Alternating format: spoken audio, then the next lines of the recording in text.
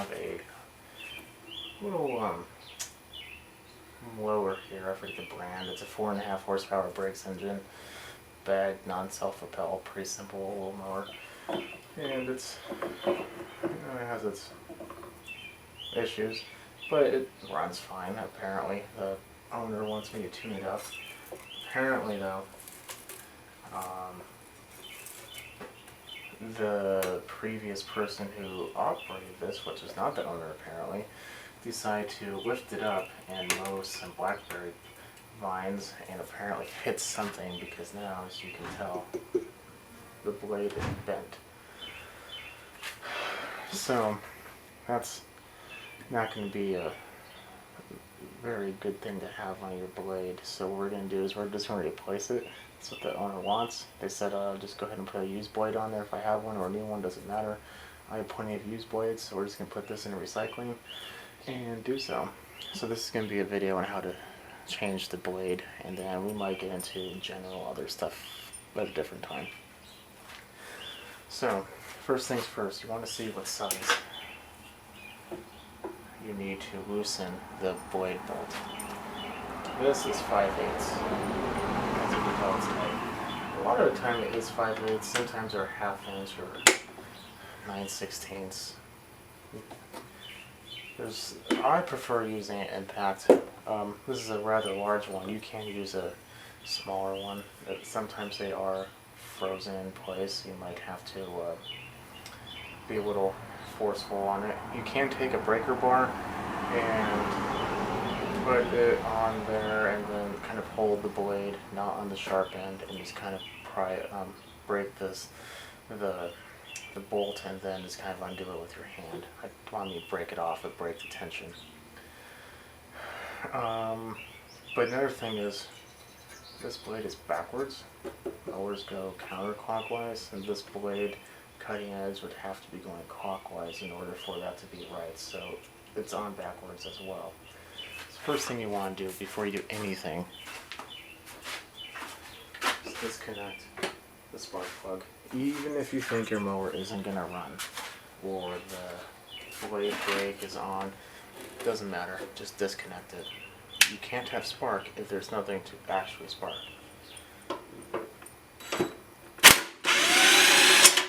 So that's why I like using a larger impact. It makes things a lot easier. Air impacts work good. Next thing you're going to want to do is look at your blade adapter. This is kind of like I don't want to say star, but it has 4 prongs on the side and the 2 pieces here to kind of hold it in place. Along with this, there's also 2 indentations or extrusions for the holes here that way it holds it in place as well. So I'm going to find a blade that has the same pattern. Universal blades will have like a larger hole here, and then they come with little adapters. That's fine. Just make sure you put the right adapter in that you need to. So I'm going to do some searching for that type of blade. We're going to measure, if you haven't already, you want to measure it. This is a 21-inch blade, so I'm going to find a 21-inch blade to replace it with that bolt pattern. Be right back. Okay, so here we are. Like I said, the blade goes like this, the cutting edge going counterclockwise. I am, however, going to clean this up a little bit, sharpen it. It's a little dull, and we're going to balance it. There's 2 ways of balancing it. One is if you get these blade balancers. They're not very expensive. You can get them on the internet. Another way is to take the bolt and kind of put it in the center point, and whichever way is leaning towards, that's the heavier side, so you want to grind more on that side. So this side's a tad heavy. See if it says the same thing on the blade balancer.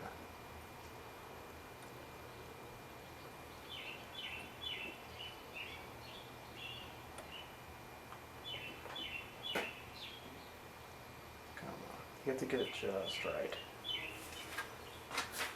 Yeah, same thing, just a little bit. I like using this method more, to be honest, than this.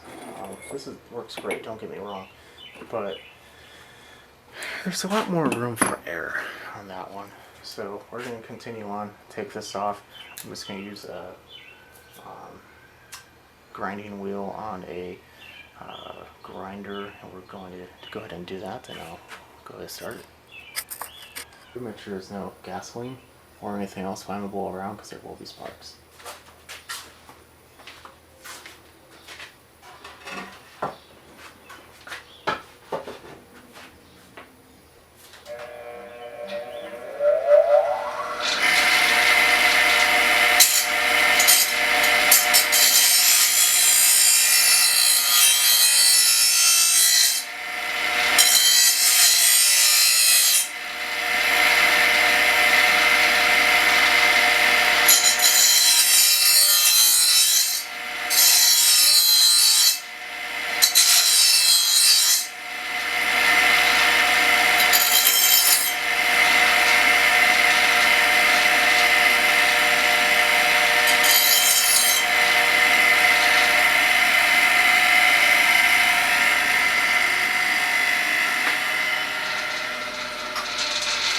One thing I forgot to mention as well is eye protection.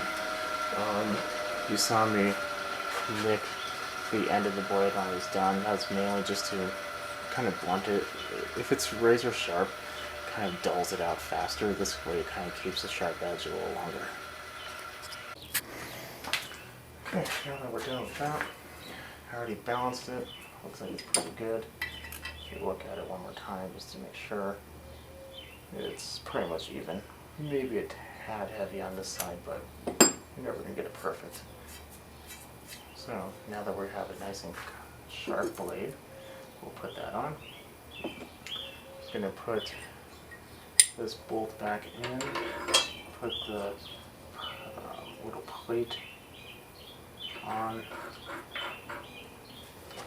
And if you do use an impact, make sure you're aware of how fast you're going, because if you do it too fast, you could potentially, especially with your hand here, catch the blade when the bolt gets tight, and then you can hurt yourself.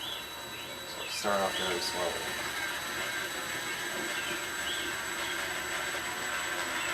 And what that is, just to keep the plate in the right place. There we go. To make sure it's good to go.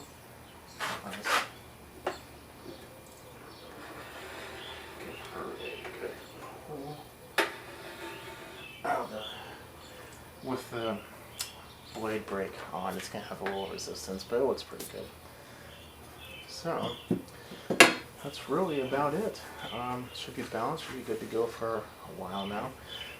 So that's really just how you install a new blade.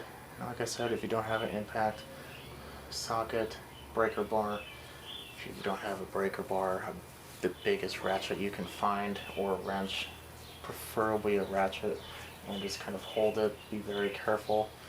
Or you can take like a piece of wood and kind of jam it in here, wherever you need to, just so the blade doesn't move, because the blade will move if you just try to ratchet it, undo it.